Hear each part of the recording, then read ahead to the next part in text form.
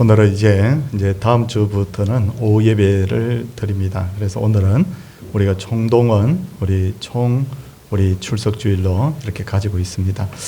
이 자리에 나오신 우리 성도님들 진심으로 환영하고 또 불가피하게 가정에서 예배 드리는 분들에게도 하나님의 은혜가 임하기를 원합니다. 예배 분들하고 한번 인사하고 예배 드리겠습니다. 반갑습니다. 네, 반갑습니다. 이제 다 함께 묵상 기도함으로 하나님께 예배를 드리도록 하겠습니다.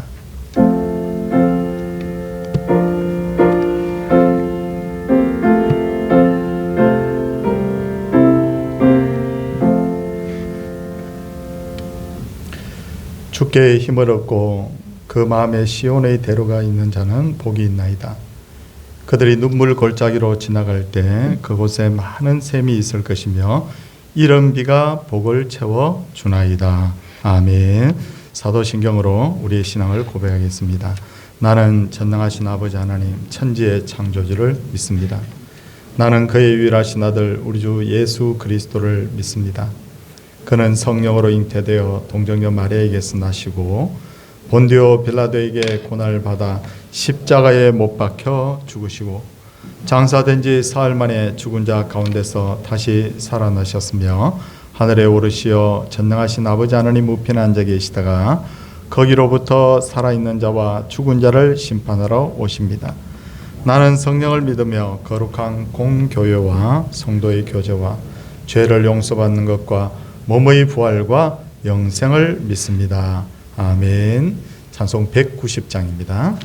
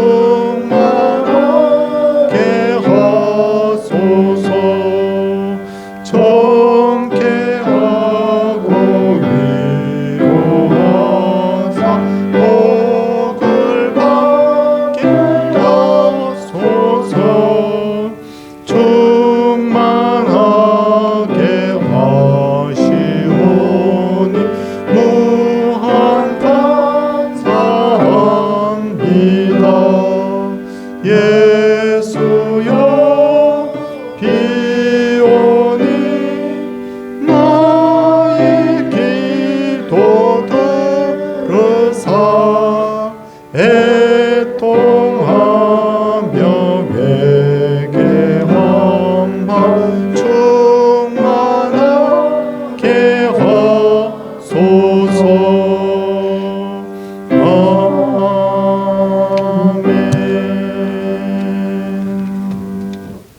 예배를 위해서 김방훈 집사님께서 기도 인도하시겠습니다.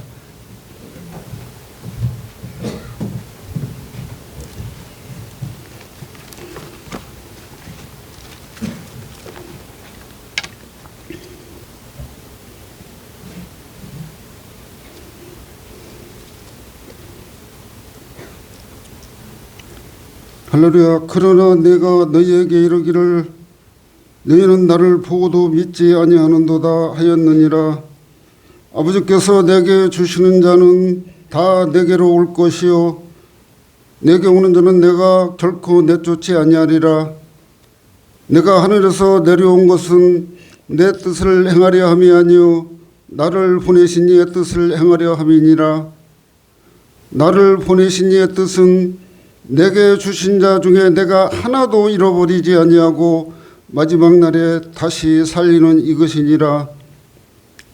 내 아버지의 뜻은 아들을 보고 믿는 자마다 영생을 얻는 것 같이 나를 보내신 아버지께 이끌지 아니하시면 아무도 내게 올 수 없으니 오는 그를 내가 마지막 날에 다시 살리리라. 아멘. 나의 주 하나님 아버지 감사를 드립니다. 하나님께서 우리를 사랑하심은 하나님을 아버지 찬양해 하심을 감사를 드립니다. 하나님 아버지께서 우리를 택하시고 우리들의 택한 자들의 찬송을 바치려고 그리스도 안에서 하늘에 속한 신령한 복을 이미 창세전에 그리스도 안에서 택하여 주시고 그리스도 그 사랑 안에서 거룩하고 흠이 없게 하시려고 하나님의 기쁘신 뜻대로 아들 삼아 주시어서 그리스도의 은혜의 영광을 찬송하게 하시며 그리스도 예수의 피로 죄사함 받게 하시며 지와 총명을 넘치게 하시며 영적 구속의 비밀을 깨닫게 하시고 그리스도 안에서 예정하여 영원한 기업이 되게 하심을 감사합니다. 또한 진리의 말씀 곧 구원의 복음을 듣고 믿어지게 하시며 일하시는 구원의 하나님을 찬양합니다. 하나님, 오늘도 하나님께서 말씀으로 우리에게 아버지 하나님 영적으로 말씀하는데 우리가 말씀을 아버지 하나님 묵상하지 못하고 때로는 가르치지 못하며 아버지 말씀대로 행하지 못한 죄악들이 많습니다. 하나님 용서하여 주시길 원합니다. 우리는 말씀도 사모하지 못합니다. 아버지 마음을 다하여 기도하지도 못했습니다. 우리가 순종함으로 충성하지도 못했습니다. 하나님 용서하여 주시기를 간절히 빌고 원합니다. 주님은 나를 보고도 믿지 않는다고 말씀하시며 이 세상 아무나 구원을 주신다고 말씀하시지도 않습니다. 하나님께서 택하신을 보내주시어서 복음에 예수님 믿어지도록 말씀과 성령으로 은혜를 베풀어 주시며 거룩한 피로 죄사함을 받고 구원을 허락하시고 약속하신 우리 주님께 영광과 존귀를 돌려드립니다. 구원이 우리의 어려운 것이나 능력이나 혹 힘과 권세나 세상의 재물이나 우리의 우명한 생각으로 이루어지지 아니하고 전적으로 아버지 하나님의 주권에 있다고 말씀하시는 하나님의 선하심에 진심으로 감사를 드립니다. 사랑의 아들을 세상의 모래성에 성전을 세우지 아니하게 하시고 세상의 사탄의 능히 흔들지 못하는 말씀의 반석 같은 믿음의 성전을 세우게 하시고 성령으로 은혜를 베풀어 주셔서 주님의 뜻이 이루어지도록 말씀으로 복음을 가르치며 전하게 함을 아버지 하나님 감사를 드립니다. 세상의 지식이나 나의 것보다 오직 예수님의 복음을 예수님이 주신 권세로 가르치기를 기도합니다. 하나님의 복음의 능력이 교회에 임재하셔서 교회가 부흥되기를 기도합니다. 세상의 좋은 곳으로 사람의 행위나 교회가 성장하는 것은 우리 하나님께서 싫어하시며 부흥이라고 말하지 않습니다. 온 교회가 말씀으로 기도하며 말씀을 가르치는 교회가 되어서 예수 그리스도의 복음을 전함으로 영적인 부흥이 되기를 기도합니다. 주님은 우리에게 다 사도이겠느냐 다 선지자이겠느냐, 다 교사이겠느냐고 말씀을 하십니다. 우리가 더욱더 말씀을 사모하고 하나님을 의지하여서 살아 운동력 있는 말씀을 가르치는 교회가 되고 또 가르치는 우리 교사가 되기를 간절히 소망합니다. 하나님의 말씀이 우리에게 임하시고 우리가 꿀수이같이 타는 체험을 나게 하시고 또 우리가 사모하는 마음이 차고 넘치게 하시고 성령에 이끌려서 우리가 마음이 통이 기도하게 하시며 성령으로 내는 복음의 권세를 얻어서 성령의 권세로 하나님의 원하시는 영적인 부흥이 이루어지기를 간절히 소망하며 기도합니다. 오직 예수 그리스도를 믿음으로 가르치는 교사가 되기를 간절히 기도합니다. 믿음으로 가르칠 때 마음으로 믿어지지 아니하거나 마음으로 멀어진 양들이 주님께 돌아서기를 기도합니다. 신실한 양 되어서 선한 목자 예수님이 부를 때 삼은 어린 사무엘이 하나님의 음성을 들은 것처럼 하나님의 음성을 들을 수 있는 영의 길을 열어주시기를 하나님 아버지 간절히 기도합니다. 돈으로도 못 가는 천국을 돈으로 의지 않게 하시고 힘으로도 못 가는 천국을 힘으로 의지 않게 하시고 지식으로도 못 가는 천국을 지식으로 의지 않게 하시고 예수님께서 길이요 진리요 생명이니 나를 믿지 않고는 구원을 얻을 수 없다고 우리에게 말씀하고 계십니다. 하나님 아버지, 우리가 이 말씀을 따라서 예수 그리스도를 전하는 우리 아들들 되기를 간절히 소원합니다. 믿음의 눈으로 보여지는 예수님을, 내가 믿는 예수님을 증거하는 우리가 되기를 간절히 소원합니다. 예수님께서는 자기를 믿는 유대인들에게 너희는 다 너희 아비에게서 들은 것을 행하지만 나는 내 아버지에게서 본 것을 말한다고 말씀하십니다. 아버지께서 말씀에 확신으로 때로는 그리스도 영어로 우리를 믿어지게 하시고 오직 믿음으로 그리스도를 전할 수 있도록 우리를 허락해 주셔서 감사를 드립니다. 하나님, 이삭이 죄인이어서 받을 수 없는 제물이었는데도 불구하시고 바치라고 명하십니다. 아브라함은 이삭을 믿음으로 드렸다고 말씀하십니다. 아브라함이 이삭을 믿음으로 바쳤기에 살았으나 믿음으로 죽고 믿음으로 산 것 같이 어린 양들이 말씀을 들을 때 믿음으로 영생할 수 있도록 은혜 베풀어 주시기를 간절히 소원하고 원합니다.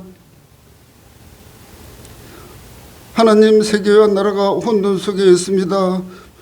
불쌍히 여겨주시고 긍휼히 여겨주시기를 간절히 기도하고 원합니다. 하나님의 구원의 계획은 지금도 이루어지고 있을 줄 믿습니다. 하나님의 일을 위해서 믿음의 신실한 도구가 될 수 있도록 우리를 붙들어 주시기를 간절히 빌고 원합니다. 하나님 아버지, 주의 종들을 붙잡아 주시옵시고 긍휼히 여겨 주옵소서. 우리 신술 목사님을 기억하시고 하나님의 말씀과 성령으로 붙들어 주시기를 간절히 빌고 원합니다. 하나님의 은혜 없이는 우리가 아버지 하나님 믿을 수도 없고 하나님 기도할 수도 없으며 말씀을 전할 수도 없습니다. 하나님, 힘과 능력이 되어 주셔서 살아오는 동산길을 기억하시고 우리 신목사님을 기억하여 주시고 말씀의 성령의 아버지 은총에 아버지 감화되어서 아버지 이 강들에서 하나님의 말씀만 전하는 귀한 종이 될 수 있도록 하나님 은혜 베풀어 주시기를 간절히 빌고 원합니다. 택한 자들을 기억하여 주시고 귀를 불쌍히 여겨 주시옵소서. 특별히 말씀을 영적인 것을 사모하는 모든 자녀들에게 하나님께서 말할 수 없는 아버지 은혜로 채워주시기를 간절히 빌고 원합니다. 병중에 있는 자들을 기억하여 주시고 고통당하는 자들을 긍휼히 여겨 주시옵소서. 하나님, 세상에 교회에 남은 그리스도가 있어서 이 말세에도 하나님의 복음이 승리하기를 간절히 기도합니다. 오늘도 이 강단을 기억하여 주시고 하나님 이 강단이 아버지의 말씀의 복음을 전하며 이 강단이 기도로 차고 넘치며 이 강단이 하나님의 말씀으로 차고 넘치기를 간절히 소원합니다. 하나님 복음에 무엇을 아버지 말을 하며 복음에 우리가 무엇을 얻으려고 세상에서 노력하겠습니까? 오직 하나님의 은혜로 승리하는 믿음의 교회가 될 수 있도록 붙들어 주옵소서. 감사드리오며 예수님의 이름으로 기도합니다. 아멘.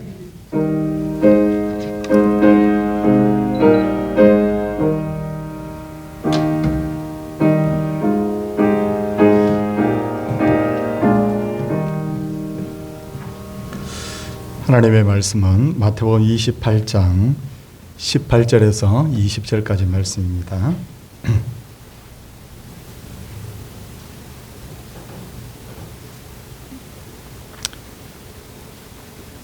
예수께서 나와 말씀하여 이르시되 하늘과 땅의 모든 권세를 내게 주셨으니 그러므로 너희는 가서 모든 민족을 제자로 삼아 아버지와 아들과 성령의 이름으로 세례를 베풀고 내가 너희에게 분부한 모든 것을 가르쳐 지키게 하라. 볼지어다 내가 세상 끝날까지 너희와 항상 함께 있으리라 하시니라. 아멘. 호산나 찬양대가 하나님께 찬양을 올려드리겠습니다.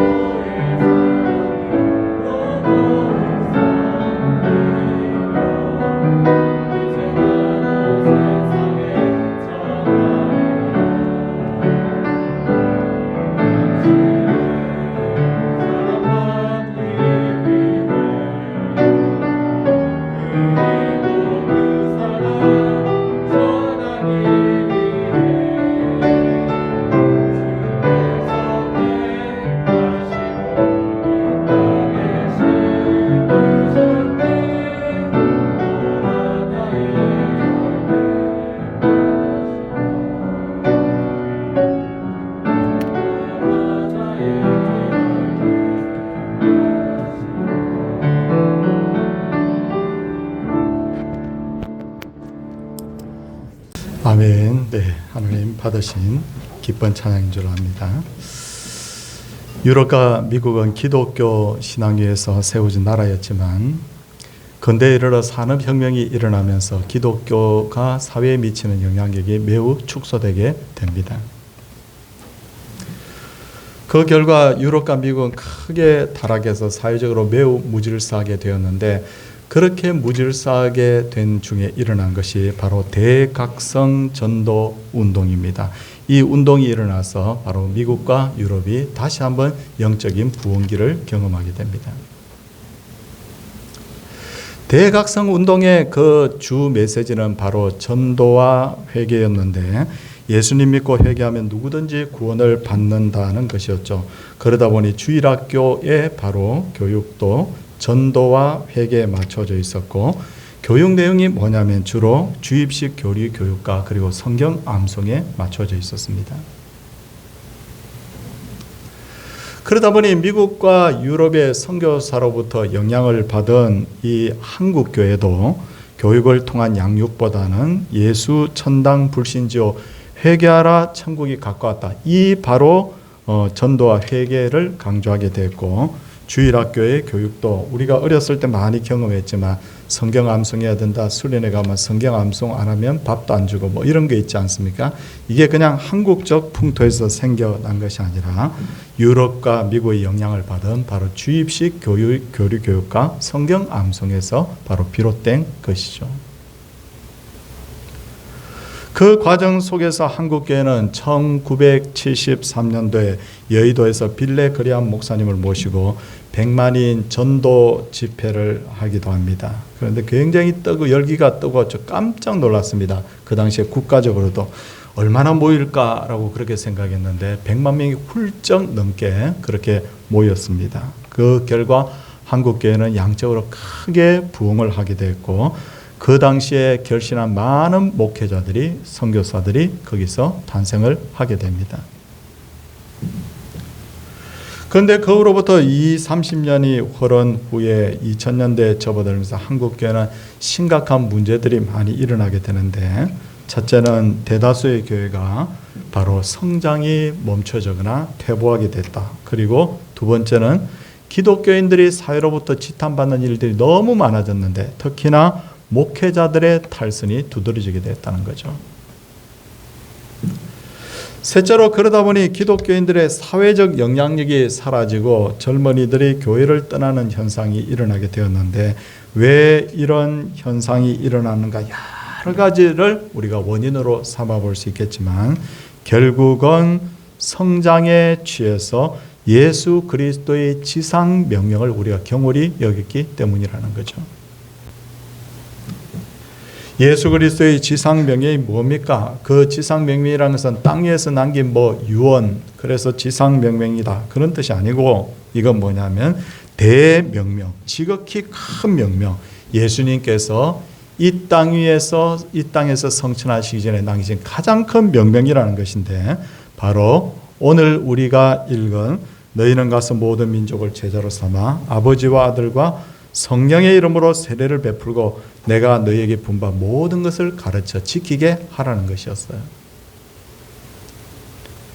예수님의 지상명령은 한마디로 세 가지로 요약할 수 있습니다. 첫째는 전도, 가서 전하라는 거죠. 두 번째 세례 베풀라라는 것이고, 세 번째는 바로 가르쳐 지키게 하라는 바로 교육적 사명인데, 지난날 한국교회를 돌아보면 전도도 아주 열심히 하고 세례도 열심히 베풀었지만 가르쳐 지키게 하는 일에 좀 소홀했던 면이 있다는 거죠. 이렇게 가르쳐 지키게 하는 것이 소홀해지다 보니까 구원의 확신이 없는 기독교인들도 많이 나오게 되고, 성경에 대해서 문외한인 교인들도 많이 나오게 되고, 신앙생활을 어떻게 해야 되는지, 교회를 어떻게 섬겨야 되는지 잘 모르는 기독교인들도 있고, 하나님보다 세상을 더 사랑하는 기독교인들이 많이 배출이 되었습니다. 그런 어떤 것들이 복합적으로 결국은 바로 한국교회에 많은 문제들을 낳게 된 것이죠. 결국 한국교회에서 일어난 많은 문제들, 영적 문제, 도덕적 문제는 개인의 문제이기도 하지만 결국 이것은 교회의 전체적 문제로 봐야 된다는 것입니다. 그러므로 지금 이 순간에는 우리가 서성의 주일, 오늘을 서성의 주일을 맞아서 신앙교육의 중요성을 알고 다음 세대를 어떻게 믿음으로 양육할 것인지에 대해서 제가 오늘 말씀을 드리려고 하는데, 먼저 우리는 기독교 신앙의 목적이 정말 중요하죠. 목적을 바로 알고 과정을 제대로 이해할 필요가 있습니다. 기독교 신앙의 목적이 뭘까요? 예수 잘 믿는 사람 이렇게 뭉텅거려서 이야기할 수 있겠지만 에베소서 4장 13절을 보면 예수님의 장성한 분량이 충만한 데까지 이르게 하는 것, 이게 바로 기독교 교육의 목적이에요. 예수님처럼 하나님 섬기게 하고 예수님처럼 이웃을 사랑하게 하고 예수님처럼 헌신하게 하고 복음을 위해서 사는 것, 이게 바로 기독교 교육의 목적이라는 거예요. 그리고 이 기독교 교육의 목적을 향해서 나아가는 것을 출애굽기와 연관시켜서 한번 생각해 보면 이스라엘 백성들이 애굽을 떠났던 것처럼 제일 처음에 해야 될 게 뭐냐면 죄와 세상으로부터 떠나게 하는 것. 그리고 이스라엘 백성들이 홍해 바다를 건넜듯이 그들을 세례받게 하는 것. 그 다음에 광야에서 훈련 받은 것처럼 많은 영적 훈련과 전쟁을 치르도록 하는 것. 마침내 자신의 신앙으로 요단강을 건너서 가나안 땅에 들어갔던 것처럼 온전한 그리스도인으로서 승리의 삶을 살게 하는 것인데, 이 단계를 지나게 되면 웬만한 문제는 자기 스스로 다 해결을 할 수 있어요. 그리고 요단강을 건넌 후에 또 하나의 어떤 해야 될 일이 있다고 하면, 요단강 건넌 후에 다음 세대를 위해서 돌단을 쌓은 것처럼 다음 세대의 신앙을 개성하는 것, 이런 어떤 5단계로 우리가 볼 수가 있습니다. 이렇게 되기까지 많은 시간과 정성을 들여야 되는데, 모세도 이 일을 위해서 120년 동안 많은 연단을 받고, 그리고 이스라엘 백성들도 그와 준하는 연단을 받았던 것을 알 수가 있어요. 그리고 이런 목적을 제대로 달성하려면 가능한 신앙 교육을 어린 시절부터 시키는 것이 매우 중요합니다. 성경을 보면 뿌리 교육의 중요성을 알게 하는 두 명의 사람이 있는데, 제가 지금 예를 들고자 하는 사람은 바로 요셉과 사무엘입니다. 성도님들, 요셉을 한번 생각해 보겠습니다. 요셉은 17살에 애굽의 노예로 팔려갔어요. 11년간 노예로 죽을 고생을 하고 있던 어느 날 주인 마님이 자기를 유혹하잖아요. 이때 일상적으로 우리가 한번 생각해 볼 수 있다면, 상식적으로 저 요구를 들어주면 내가 많은 것을 얻을 수 있어요. 심지어 내가 자유를 얻을 수도 있겠죠. 만약에 저 청을 거절하게 되면 나는 어쩌면 죽을 수도 있어요. 절호의 찬스입니다. 이건 더 이상 선택의 여지가 없어요. 들어줄 수밖에 없어요, 그 유혹을. 그런데 요셉이 이렇게 말하죠. 내가 어찌 이 큰 일을 행하여 하나님께 죄를 지으리까. 이 말 한마디 때문에 그가 엄청난 복을 받기는커녕 강간미수범이라는 누명을 쓰고 감옥에 들어가지 않습니까? 성도님들, 내가 믿음으로 헌신하고 살았는데 결과가 더 안 좋아졌을 때 그게 훨씬 더 마음이 아프고 낭망이 되지 않습니까? 요셉이 받은 형은 무기형입니다. 언제 이 감옥에서 나갈지 알 수 없습니다. 절망이에요. 내가 지금 믿음으로 살았는데도 결과가 이 모양이에요. 그런데도 요셉은 놀랍게도 절망하기는커녕 감옥에서도 최선을 다해서 주변 사람들을 섬기는 것을 볼 수 있어요. 여기서 다시 원점으로 돌아가겠습니다. 어떻게 그가 그렇게 할 수 있었어요? 바로 아버지 야곱 밑에서 배운 17년간의 신앙교육이 바탕이 됐던 거예요. 아버지 야곱은 굉장히 우리가 허물이 많은 사람으로 이해를 하고 있지만, 적어도 요셉이 태어난 것을 기점으로 해가지고 그 후로부터 아버지가 많은 그런 영적 경험을 하게 되지 않습니까? 그것을 보면서 요셉이 뭐라고 생각하냐면, 하나님 살아계시는구나. 하나님은 어디 있는지 나를 지켜보고 계시는구나. 하나님의 임재에 대한 분명한 신앙관을 딱 가지고 있을 그때 이렇게 절망적인 상황에서도 내가 어떻게 하나님께 이 큰 죄를 지으리까. 딱 이게 나오는 거예요. 뿌리 교육이 되기 때문에. 사무엘도 우리 성도님들 생각해보면 마찬가지예요. 사무엘은 부모님 밑에서 젖을 뗄 때까지 보살핌을 받다가 젖된 후에 엘리 제사장이 있는 성막에 맡겨지잖아요. 아, 불쌍해. 돌 좀 지나고 나서 갔겠구나. 그건 아니에요. 왜? 과거에 이스라엘 백성들은 젖을 꽤 오랫동안 먹였다고 그래요.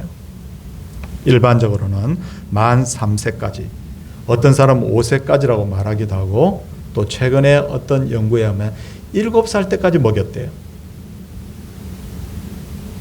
그 젖을 좀 이렇게 유치원이나 혹은 초등학교 들어가기 전까지 아마 먹었던 것으로 짐작을 할 수 있는데, 근데 사무엘이 갔던 그 성막은 영적 분위기가 전혀 아니었어요. 엘리 제사장은 더 이상 하나님을 경외하지 않았고, 엘리의 아들들은 진짜 눈 뜨고 보지 못할 그런 끔찍한 더러운 죄들을 성막에서 행하지 않습니까? 한마디로 보고 배울 것이 없었어요.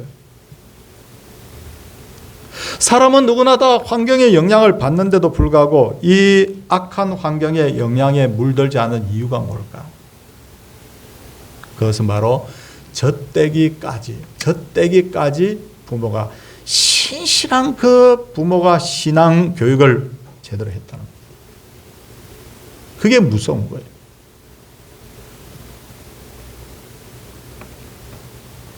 이처럼 지금도 어렸을 때 받은 신앙 교육이 장성한 데까지 영향을 미치는 일들은 얼마든지 있어요. 제가 참 기분 좋은 것은, 감사한 것은 요 몇 년 동안 저에게 늘 전화를 하는 제 제자가 한 명이 있습니다. 외국에서 살아요. 이 사람을 제가 만난 것이 제가 한 27, 8년 전에 제가 전도사 생활을 할 때 만났는데 많은 고민을 가지고 있던 청년이었어요. 그때 중고등부 그리고 청년부 초기의 어떤 청년, 그때까지 같이 제가 적어도 한 5, 6년 이상을 같이 지냈던 것 같아요. 근데 이분이 저한테 하는 말이 뭐냐면, 목사님, 제가 이 외국에 와서 예수 믿는 사람도 별로 없는 중에도 제가 이렇게 반듯하게 제가 신앙생활을 할 수 있는 이유가 뭐냐면, 목사님이 전도사 때 가르쳐 줬던 그거 제 가슴에 간직하고 있다고. 근데 생각해 보니까 제가 구체적으로 그 청년을 위해서 애를 쓴 건 맞는데 뭘 가르쳤는지는 다 생각은 나지 않습니다, 솔직히. 근데 이 청년이 그렇게 말하더군요. 그게 바탕이 되었고, 저도 아이가 아마 3인가 4인가 제법 많더라고요. 근데 저도 아이들에게 그 신앙을 그대로 제가 가르치고 있습니다. 그래서 저는 이렇게 감사할 수밖에 없다고 전화를 합니다. 지금도. 어린 시절의 신앙교육이 진짜 중요해요. 땅도 굳어지고 나면 씨앗을 제대로 심어서 가꿀 수 없듯이 굳어져 버리면 안 되거든요. 우리들 주변을 둘러보면 신기하게도 기독교 가정에서 태어나서 어렸을 때 신앙생활을 했던 사람이 나이가 들면서 교회를 떠나도 나중에 결국 방황하고 돌고 돌다가 결국 교회로 돌아오는 경우가 너무 많아요. 삼손을 보십시오. 신앙의 가정에서 출생했죠. 그런데 자기 인과 지혜를 믿고 거의 하나님 떠나다시피 생활했지 않습니까? 근데 블레셋 사람들에서 눈이 뽑히고 머리가 깎인 그 순간에 마지막에 딱 돌아오잖아요. 하나님, 이번만 나에게 은혜를 베풀어 달라고. 와, 바로 어렸을 때 방황하는 듯 했지만 그 마음속에 뭐가 있으면 하나님이 있었다는 거예요. 이게 무서운 거죠. 제가 이런 말씀을 드리면 어떤 분들은, 야, 나도 어렸을 때, 젊었을 때 내 마음대로 살다가 나이 들어서 내가 하나님께 돌아가면 되겠지 하고 엉뚱한 생각하는 분들 제가 말씀드립니다. 그렇게 될 수는 있습니다. 그런데 죽도록 고생합니다. 그러면 하나님 그냥 내버려 두지 않아요. 반면에 나이가 들어서 예수님을 믿게 된 사람은 좀처럼 신앙이 자라지 않아요. 그리고 뿌리가 튼튼하지 못할 경우가 많아요. 그렇기 때문에 정말 우리가 일찍부터 예수님을 믿게 됐든지 나이가 좀 들어서 예수님을 믿게 됐든지 이제 후 세대에게는 자녀와 자녀 손들을 위해서는 반드시 어렸을 때의 신앙 교육 정말 중요하구나. 이것 정도의 생각을 우리가 가지고 있어야 됩니다. 신앙교육을 할 때는 부모와 교사는 하늘의 비밀을 어떻게 땅의 언어로 풀어낼 것인가를 기도하면서 고민해야 돼요. 우리가 예수님을 위대한 교사라고 하는 이유는 예수님께서 실제로 그렇게 하셨기 때문인데, 예수님께서는 비유를 통해서 하늘의 비밀을 땅의 언어로 풀어냈지 않습니까? 땅의 도구로. 그리고 많은 시청각 자료를 사용하셨잖아요. 이런 양의 비유를 통해서 뭘 보여주셨죠? 탕자의 비유를 통해 뭘 보여주셨죠? 아버지 하나님의 마음을 보여준 거예요. 주인공이 뭐냐면 아버지 하나님의 마음이에요. 탕자가 아니라. 수가성 여인에게 물 좀 달라 하시면서 예수님이 주제로 풀어내신 것이 뭡니까? 마지막 주제를 우리가 놓치면 안 돼요. 그게 뭐냐면 나는 영원히 목마르지 않은 생수다. 그거 이야기 하잖아요. 근데 우리 설교 들으면서도 그 포인트를 놓쳐버리면 안 돼요. 하늘의 비밀을 땅의 도구로 풀어냈다. 500개의 기적을 베푸시면서 우리에게 보여주신 것이 뭡니까? 아이고, 예수님은 진짜 기적의 사람이었구나. 아이고, 우리 목사님도 기도하면 저렇게 기적을 베푸면 좋을 텐데, 이게 키포인트가 아니에요. 제일 마지막에 나오는 내용이 뭐냐면 나는 하늘로부터 온 떡이다. 그거잖아요. 예수님은 하늘의 비밀을 우리에게 가르쳐주기 위해서 인간의 몸을 입고 이 땅 위에 성육신하셨습니다. 그렇죠? 학자들이 사용하는 어려운 언어로 말씀을 풀어내지 아니하시고 그 당시에 시장 통해서 쓰였던 헬라어 중에서도 제일 천한 일반인들이 쓰던 코인의 헬라어로 바로 하나님의 이 나라에 대한 비밀을 풀어내셨어요. 심지어 예수님 뭐라고 말씀하셨습니까? 나는 너희들의 친구다. 세리와 창기의 친구야. 요즘 커피 좋아하는 분 참 많더라고요. 근데 커피를 한 잔 만들려고 하면 커피콩을, 적당한 커피콩을 일단 따내야 되지 않습니까? 그 콩을. 그리고 적당하게 건조를 잘 해야 돼요. 그 다음 그걸 뭘 해야 됩니까? 로스팅을 하잖아요. 로스팅을 적당하게 볶아야 되잖아요. 그리고 나서 그것이 향이 날아가지 않도록 잘 보관해야 되고, 제일 마지막에 뭘 합니까? 적당한 물을 가지고 드립을 하지 않습니까? 부모와 자녀는 부모와 교사는 자기가 알고 있는 성경 말씀을 아이들에게 이해하기 쉽도록 이 언어로 풀어내야 돼요. 정말 정성스럽게 한 잔의 커피를 뽑아내는 것처럼. 제가 만약 성도님들께 설교를 하면서 삼위 하나님의 선제성이 어떻고 성육화가 어떻고 내재화가 어떻고 선경험이 어떻고 이런 그냥 무작위로 그냥 막 신학적 용어들을 막 쓴다면 이게 설교가 얼마나 딱딱하게 들리겠어요. 마찬가지거든요. 부모와 교사는 아이들의 눈높이에 맞는 언어를 써야 되는 거예요. 그리고 이론과 더불어서 제가 지난 우리 어린이 주일에도 그 말씀을 드렸지만 내가 만난 경험한 하나님을 자녀들에게 보여줄 수 있어야 돼요. 그러기 위해서 먼저 부모와 교사는 한 영혼의 가치를 재인식해야 됩니다. 누가복음 15장에 보면 세 가지 비유가 나옵니다. 이거 잘 한번 귀 기울여 보십시오. 전에도 잠깐 설명을 드렸어요. 거기에 첫 번째 비유가 뭐냐면 100마리 양 중에 한 마리 양 잃어버렸다. 이런 양의 비유. 두 번째는 10드라크마의 비유죠. 10개의 동전 중에 한 개 잃어버렸다.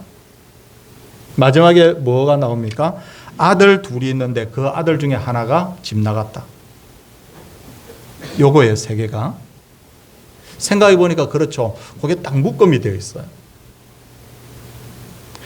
이 세 가지 예를 보면 잃어버린 것을 찾는 주인이나 혹은 아버지는 누구를 나타낼까요? 하나님.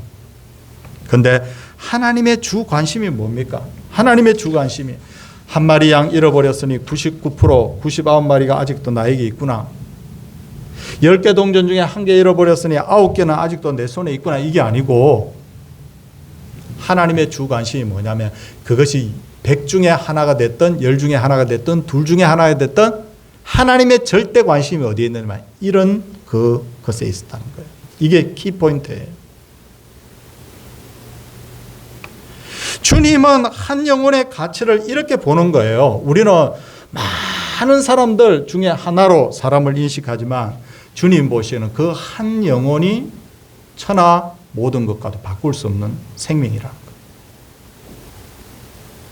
이런 관점에서 우리가 자녀를 보는 거예요. 이런 관점에서 우리가 주일학교 학생들을 보는 거예요. 대구에 평생을 개척교회 하던 목사님 한 분 계셨어요. 인간적으로 보면 그 목사님 성실하고 참 열심히 목회를 했지만 제가 목회를 하면서 깨닫는 것 중에 하나는 뭐냐면 성실하고 열심만 한다고 해서 목회가 되는 것도 아니더라고요, 사실. 이 목사님 참 정직하고 성실했는데도 불구하고 교인이 별로 없어요. 평생 개척교회 하다 끝났어요. 근데 이 목사님은 자기 자녀들에게 있어서는 철저하게 신앙교육을 잘 시켰습니다. 그리고 그 자녀들 중에 한 명은 오늘날 한국교회를 대표하는 목사님이 되었습니다. 수만 명을 목회하는 목사님이 됐죠. 이름만 들으면 알만한 목사님이 됐어요. 아버지가 평생을 개척교회만 하던 분이에요. 실패자라고 세상 눈으로 볼 때는 그렇게 보일 만한 분이었지만 실패자가 아니었어요. 그 한 명의 영혼을 잘 씨앗을 심어서 수만 명의 영혼을 구원하고 영향력을 미치는 그런 나무로 만들어버렸죠.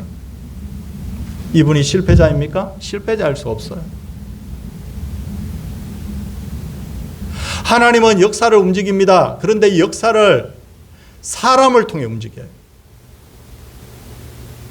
근데 사람 중에도 한 사람을 통해서 움직입니다. 제가 이 교회에서 설교할 때 종종 하는 말이 있지 않습니까? 10만 명 모이는 교회든 100만 명 모이는 교회든 한 사람으로부터 시작됐다. 한 사람이, 한 영혼이 어떤 변화를 맞게 되느냐에 따라서 교회가 바뀌고 사회가 바뀌고 역사가 바뀌는 거예요. 이게 바로 예수님이 사람을 본 바로 관점이에요. 그리고 많은 제가 말씀을 드릴 수 있겠지만 그 중에 꼭 하나 더 짚고 싶은 게 뭐냐면 부모와 교사는 우리 아이들 볼 때 축복하는 게 정말 중요해요. 제가 지금까지 창세기 강의를 하면서 제가 여러 말씀에 제 스스로도 설교 준비하면서 은혜를 받았지만 지난 한 두세 주 정도 전에 야곱이 요셉 축복하는 거 보고 제가 굉장히 충격을 받았어요. 와, 이거구나. 내가 이렇게 하지 못했구나. 나도 이렇게 해야 되겠구나 하는 거 도전을 받았어요. 야곱이 요셉을 이렇게 축복하더군요. 잘 들어보십시오. 요셉은 무성한 가지 곧 샘 곁에 무성한 가지라. 이게 첫 구절이에요.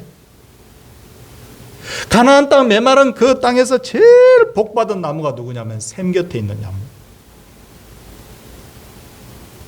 근원을 하나님에게 대고 있는 나무, 영혼. 이게 첫 번째였어요. 두 번째, 그 가지가 담을 넘었도다. 이게 뭐예요? 나만 잘 되는 것이 아니라 선한 영적 영향력을 미치는 사람. 담을 넘었으니. 활 쏘는 자가 그를 학대하며 적개심을 가지고 그를 쏘았으나 요셉의 활은 도리어 굳세며 그의 팔은 힘이 있으니 이는 전능자 이스라엘의 반석인 목자의 손을 힘입으니라. 이게 뭡니까? 하나님을 힘입어서 대적을 능히 악한 영의 대적, 사회적 시험을 뛰어넘는 사람. 사회에 물들는 사람? 그런 사람 아니라는 거예요. 위로 하늘의 복과 아래에 깊은 샘의 복과 젖먹이는 복과 태의 복이로다. 뭡니까? 위로 하늘의 복, 하늘에서 내려오는 햇빛과 비의 복, 기쁜 샘의 복, 쥐와서 물의 근원의 복, 그리고 젖먹이는 태와 복과 태의 복, 번성의 복이에요. 그리고 그는 이렇게 마지막으로 기도합니다. 내 아버지의 축복이 내 선조의 축복보다 나아서 영원한 산이 한없음 같이 이 축복이 요셉의 머리로 돌아오며, 지금 야곱이 어떤 관점에서 역사를 보고 있느냐면 이 산맥을 보고 있는 거예요. 아브라함을 통해서 이삭에게 복이 오고 이삭에게 임했던 복이 야곱에게 오는 것처럼 그 복을 보니까 점점점 커지더라는 거예요. 다시 읽을게요. 내 아버지의 축복이 내 선조의 축복보다 나아서 영원한 산이 한없음 같이 출렁출렁하면서 산을 이루어 가는데, 마지막에 이렇게 말하죠. 요셉의 머리로 그 복이 돌아가야 된다. 성도님들, 오늘부터 자녀를 위해 기도할 때 어떻게 기도해야 될까요? 하나님, 부모보다 자녀가 더 복받게 해주세요. 이거잖아 지금. 우리가 일할 수 있는 것, 우리가 헌신할 수 있는 것이 분명히 한계가 있습니다. 그런데 이 복이 가면 갈수록 자꾸만 커져 나가면 결국은 우리의 그 자녀 하나로 말미암아 엄청난 일이 벌어진다는 것. 사랑하는 우리 성도님들, 그리고 우리 교사분들, 참 어린 영혼 한 영혼을 가슴에 품고 참 수고들 많이 하고 계십니다.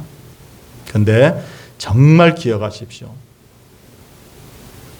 우리 교회는 앞으로 어떤 교회가 될지, 규모가 더 커질지 작을지를 우리가 가늠을 할 수 없어요. 그러나 분명한 것 하나 우리 마음에 품어야 됩니다. 그게 뭐냐면요, 한 영혼의 가치를 알고 한 영혼에 집중하는 거예요.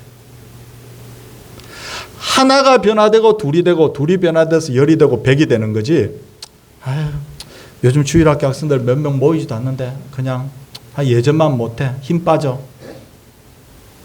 전체 덩어리로 보고 그렇게 우리가 판단해 가면 미래가 없어요. 진짜 한 영혼의 가치를 꿰뚫어 봤던 예수님처럼 우리가 한 영혼에 집중할 때 우리의 가정과 교회의 미래의 문을 하나님께서 열어주십니다. 이게 반드시 복이 됩니다. 오늘도 이 복된 말씀 마음에 잘 기억하시는 그런 은혜의 가정과 교회 되기를 주의 이름으로 축원을 드립니다. 찬송하도록 하겠습니다. 540장입니다.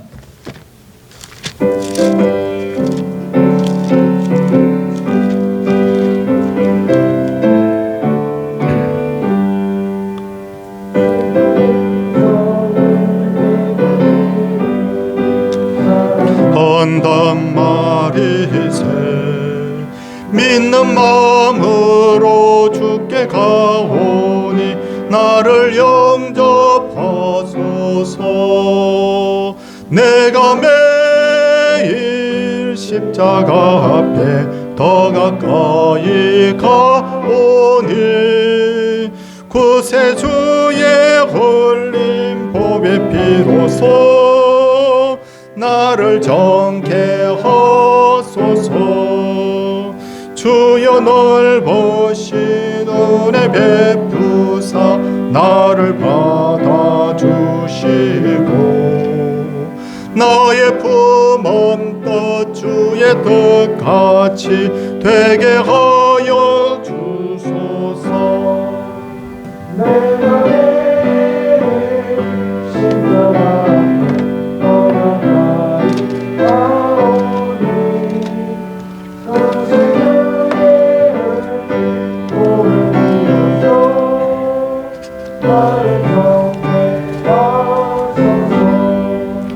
주의 보좌로 나갈 때에 어찌하니 기쁠까. 주의 얼굴을 항상 배우니 더욱 친근합니다. 내가 매일 십자가 앞에 더 가까이 가오니 구세주의 흘린 보 복의 피로서 나를 정케 하소서. 우리 구주의 넓은 사랑을 청량할 자 없으며 주가 주시는 참된 기쁨도 헤아릴 수 없도다. 내가 매일 십자가 앞에 더 가까이 가오니 그새 주의 흘린 복의 피로서 나를 정케 하소서.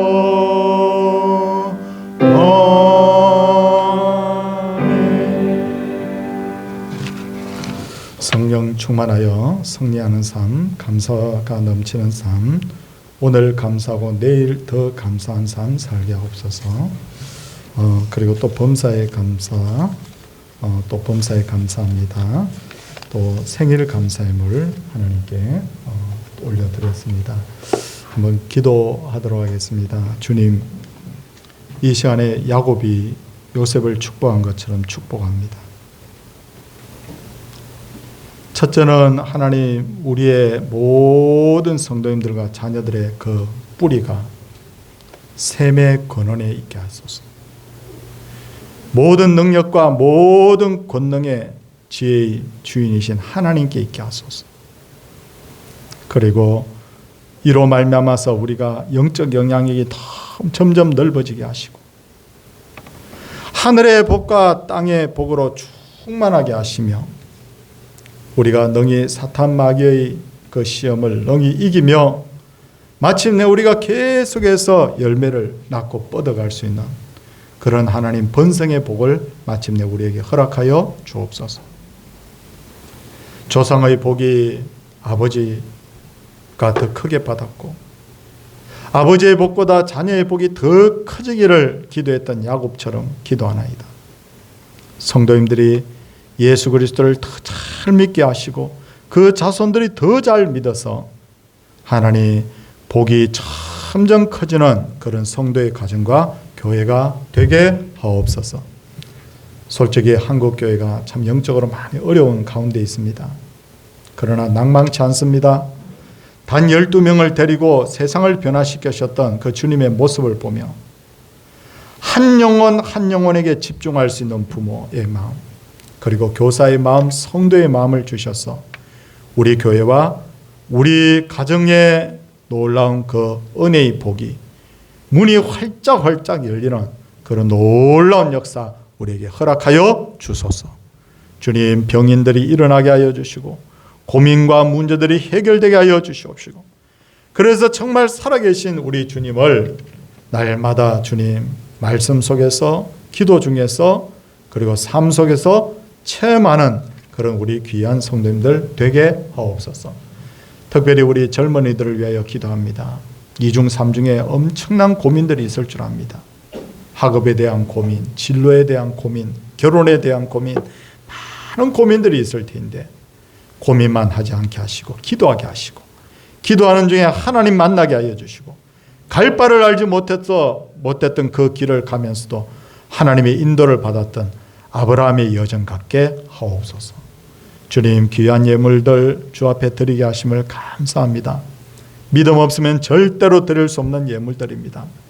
그러므로 우리 성도님들의 믿음의 고백을 먼저 받아주시고 그와 더불어 주님 예물을 주님 받으시며 하나님께서 복을 주시되 11조 감사예물, 전도 선교예물, 건축예물, 주정예물 드린 모든 분들에게 그리고 미처 준비하지 못한 분들에게도 하나님의 복으로 가득 채워 주시옵소서.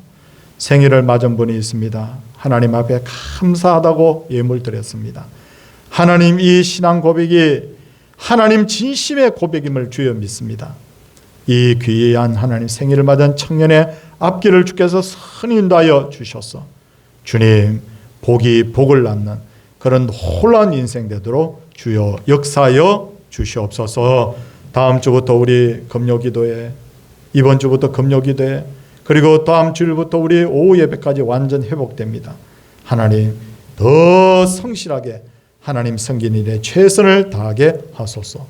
주 예수 그리스도의 은혜와 하나님의 놀라운 사랑과 성령님의 감화 감동하심의 역사가 하나님과 그리고 주님 주 예수 그리스도를 자신의 구주로 고백하는 모든 하나님의 백성과 그 자녀손들 위해 이제로부터 영원토록 함께 있을지어다. 아멘.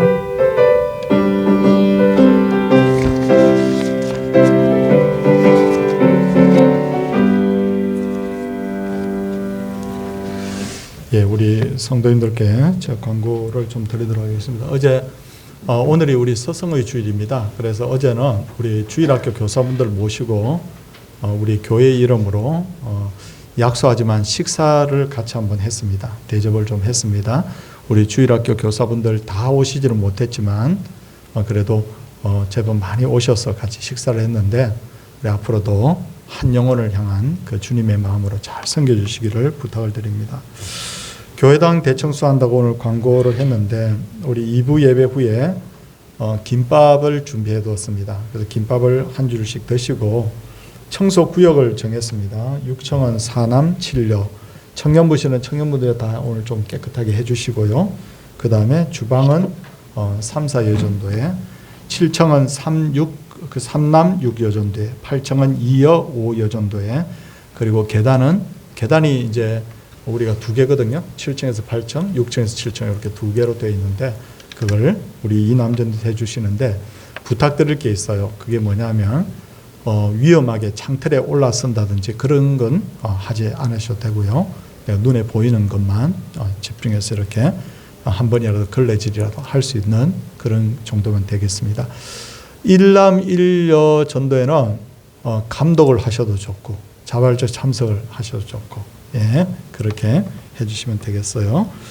이번 금요 기도회가 이제 시작이 됩니다. 우리가 미리 좀 의논을 좀 했어요. 누가 찬양하고 기도 인도하고 다 했는데 이번 금요일 날 9시에 이 자리에서 우리 뵙도록 그렇게 하겠습니다.